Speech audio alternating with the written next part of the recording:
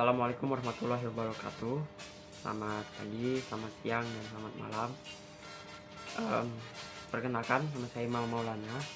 Saya adalah salah satu mahasiswa di Institut Agama Islam Syekh Nurjati Cirebon, jurusan Akuntansi Syariah semester 1. Pada kesempatan kali ini saya akan membahas mengenai Project Citizen yang saya buat sebagai bagian dari tugas mata kuliah Pendidikan Kewarganegaraan yang saya buat berdasarkan apa yang terjadi di daerah saya. Yang pertama, identifikasi masalah dari proyek ini. Di lingkungan tempat saya tinggal, khususnya cakupan wilayah RT, masih marak adanya perjudian dan perkumpulan pemuda yang mabuk-mabukan. Untuk perjudian sendiri, terdapat banyak sekali macamnya, mulai dari sabung ayam, begal maupun bermain game yang disalahgunakan dengan memasang taruhan. Tempat menjalankan aksi-aksi baik perjudian maupun minuman keras sangat beragam. Tapi biasanya lebih memilih tempat yang sepi yang tidak jauh dari pemukiman warga. Tak jarang mereka melakukan aksinya di siang hari dan pada tempat-tempat yang terbuka. Hal ini tentunya sangat meresahkan warga sekitar.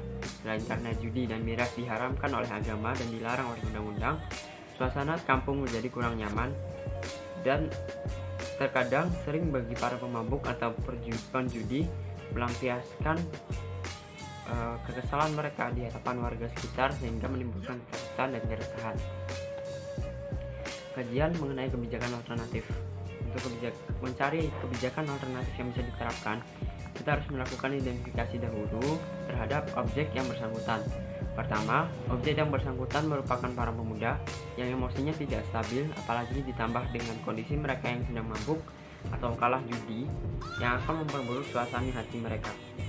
Kedua, yang bisa menaklukkan para pemuda yang labil biasanya adalah merupakan orang tua, tokoh masyarakat, atau orang-orang di sekitar yang dihormati seperti RT, RW, atau ustadz maupun kiai. Ketiga, untuk upaya pencegahan tidak memungkinkan jika dilakukan dengan menutup tempat rumah produksi miras, karena orang-orang tersebut bisa saja mencarinya di tempat lain. Seperti kata pepatah, ditutup satu, tumbuh seribu. Dan yang keempat, yang terakhir, sebagai upaya rehabilitasi ringan, dapat dilakukan dengan mendidik atau mengarahkan para pemuda tersebut ke hal-hal yang lebih bermanfaat. Bisa dengan membuat satu organisasi kemasyarakatan di lingkungan RT, atau bisa ke tempat pengajian, baik itu kajian agama maupun kajian Quran. Usulan kebijakan alternatif yang saya buat berdasarkan analisis yang sudah dilakukan tadi adalah: yang pertama, membubarkan kerumunan pemuda yang tengah melakukan perbuatan tersebut dengan cara yang halus dan sopan. Kedua, bekerja sama dengan tokoh masyarakat dan ketua RT setempat untuk melaksanakan pembubaran dengan tertib dan meminimalisir adanya kerusuhan. Yang ketiga, bekerja sama dengan warga untuk mencegah adanya kerumunan yang bersifat atau mencirikan akan diadakannya minum-minuman keras ataupun perbuatan perjudian.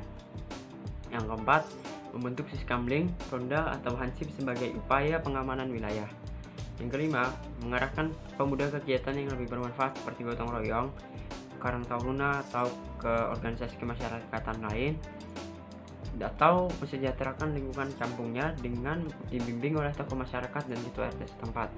Atau seperti yang saya bilang kemarin yang tadi, dengan membawa mereka ke kajian-kajian keislaman, keagamaan, seperti kajian Quran maupun kajian kitab-kitab kuning untuk meningkatkan keimanan mereka.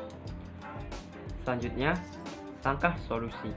Langkah-langkah yang dilakukan untuk terlaksananya kebijakan-kebijakan tersebut yang saya simpulkan adalah: satu, dengan mengedukasi warga setempat akan upaya-upaya alternatif yang bisa dilakukan tadi dan tentang bahaya miras maupun kerugian dari perjudian. Yang kedua, bekerja sama dan meminta partisipasi tokoh masyarakat dan ketua RT setempat dalam melaksanakan kebijakan yang tadi. Yang ketiga, mulai membentuk satuan ronda atau hansip guna mempertahankan ketertiban sekitar. Ini juga berguna untuk membubarkan kerumunan-kerumunan pemuda yang bersifat negatif seperti mabuk maupun perjudian. Yang kelima, menyiapkan organisasi yang mampu menampung mereka sehingga teralihkan dari hal-hal negatif seperti Karang Taruna yang sudah ada di setiap desa, ataupun membuat organisasi kemasyarakatan sendiri di lingkungan RT. Yang kelima, menyiapkan tokoh yang mampu mengedukasi para pemuda sebagai upaya rehabilitasi ringan. Ini seperti yang saya jelaskan tadi dengan membuat suatu kajian-kajian keislaman dan maksudnya membuat kajian-kajian keislaman, baik itu kajian Al-Quran maupun kajian kitab-kitab kuning. Kelima, bekerja sama dengan ustadz dan kiai setempat untuk mengajarkan pendalaman agama dengan mendidik baik mengaji Al-Quran maupun mengaji kitab kuning. Ini berguna untuk meningkatkan keimanan mereka sehingga terhindar dari hal-hal yang negatif tadi.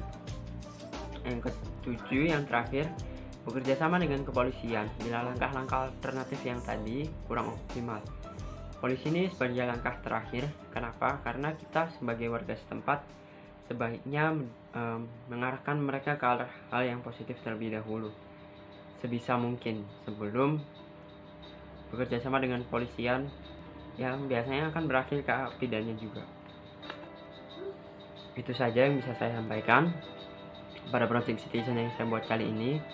Dan di video kali ini, sampai jumpa kesempatan dan lain video ataupun waktu. Terima kasih atas perhatian dan telah menyaksikan video ini. Kurang lebihnya mohon maaf. Assalamualaikum warahmatullahi wabarakatuh.